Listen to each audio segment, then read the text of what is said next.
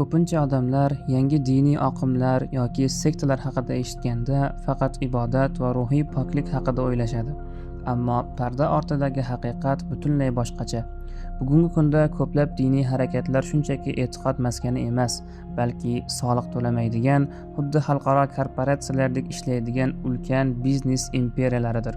Buning eng yorqin misoli AQShdagi mashhur Scientology cherkovidir. Ular soliq to'lamaslik huquqini olish uchun AQSh davlat soliq idorasi bilan naqd 37 yil davomida urush olib borishgan. Cherkov a'zolari davlat idoralariga yashirincha kirib, hujjatlarni o'g'irlashgan, soliq xodimlarini ta'qib qilishgan va ularga qarshi josuslik qilishgan. Nihoyat 1993-yilda davlat taslim bo'ldi. Cherkov o'zining qariyb $1 milliard soliq qarzini bor yo'g'i $12.5 million to'lab butunlay yopib yuborishga erishdi.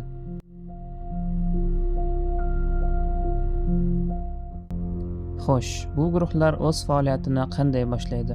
Ilk sarmoyani qayerdan oladi? Ko'pchilik buni faqat oddiy odamlarning xayriyalari deb o'ylaydi. Ammo tahlillar shuni ko'rsatadiki, ko'p hollarda ularning ortida siyosiy kuchlar va davlatlarning maxsus xizmatlari turadi. Masalan, Janubiy Koreyadagi mashhur Birlashtirish cherkovini olaylik. Bu tashkilot 1954-yilda tashkil etilgandan so'ng juda tez vaqt ichida butun dunyoga tarqaladi.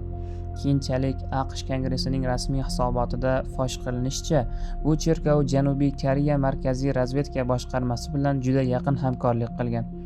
Maxsus xizmatlar jamiyat ichida o'zlariga kerakli siyosiy muhitni yaratish va odamlarni boshqarish uchun bu cherkovni yashirincha qo'llab-quvvatlagan va moliyalashtirgan. Aynan mana shunday yashirin yordam ularga daxlsizlik va oyoqqa turib olish uchun katta yo'l ochib bergan. Guruh bir marta oyoqqa turib olgandan keyin haqiqiy biznes boshlanadi. Ularning pul ishlash usullari juda ko'p. Birinchidan, a'zolardan olinadigan majburiy pullar. Masalan, Yaponiyada Birlashtirish cherkovi a'zolarini oddiy choylar va mitti tosh haykalchalarni muqaddas narsalar deb astronomik narxlarda sotib olishga majburlashgan. Shu sababli jabrlangan odamlar jami $850 million dan ortiq pulni yo'qotgan. Ikkinchidan, soliq imtiyozlari. Qonun bo'yicha diniy tashkilotlar soliq to'lamaydi. Koreyadagi Shincheonji cherkovi o'z do'konlarini xususiy tadbirkorlik sifatida ko'rsatib, ikki tomonlama yashirin hisob-kitoblar orqali yillar davomida soliqdan qochib kelgan. Yaqinda Koreya Oliy sudi ularni fosh qildi va 12 milliard won, taxminan $8.4 million jarima soldi. Uchinchidan, yirik savdo tarmoqlari. Birlashtirish cherkovga qarashli Tongil Group dorilar, mehmonxonalar, qurilish va hatto qurol qismlarini ishlab chiqaradigan ulkan biznes xoldingga ega. AQShda esa ularning True World Foods kompaniyasi deyarli butun mamlakatdagi sushi restoranlarini baliq bilan ta'minlaydi. Ya'ni AQSh sushi bozorining katta qismini aynan shu cherkov nazorat qiladi. Xo'sh, bu milliardlab dollar pullar yakunda qayerga yo'naltiriladi?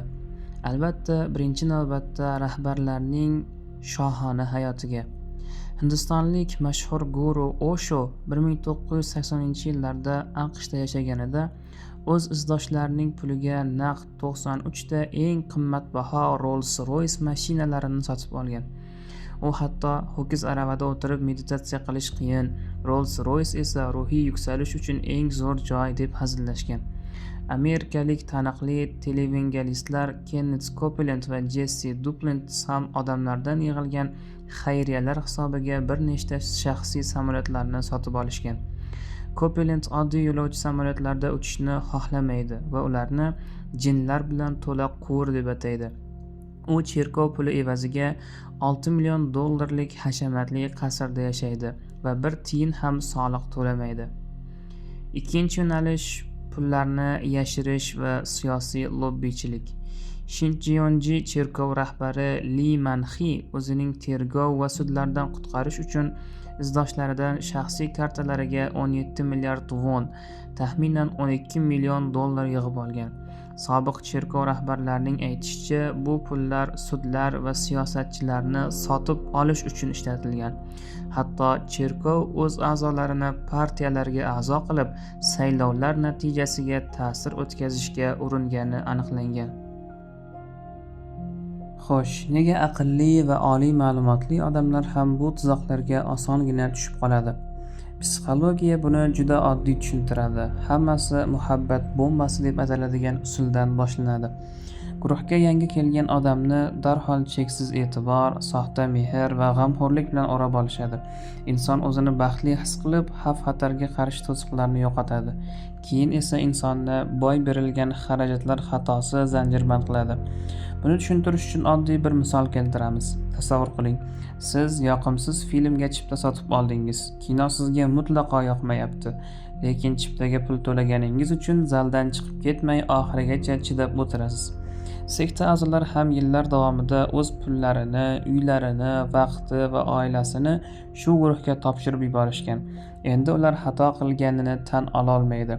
Chunki hamma narsani yo'qotganini va aldanganini tan olish ruhiy jihatdan juda og'ir va og'riqlidir.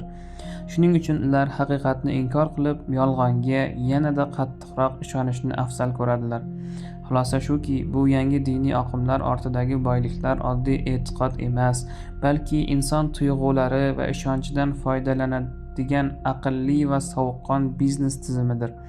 Aldanib qolmaslikning yagona yo'li sog'lom shubha va tanqidiy fikrlashni yo'qotmaslikdir. E'tiqod hech qachon birovlarning shaxsiy samolyotlari va Rolls-Royce mashinalarini sotib olishi uchun vosita bo'lmasligi kerak.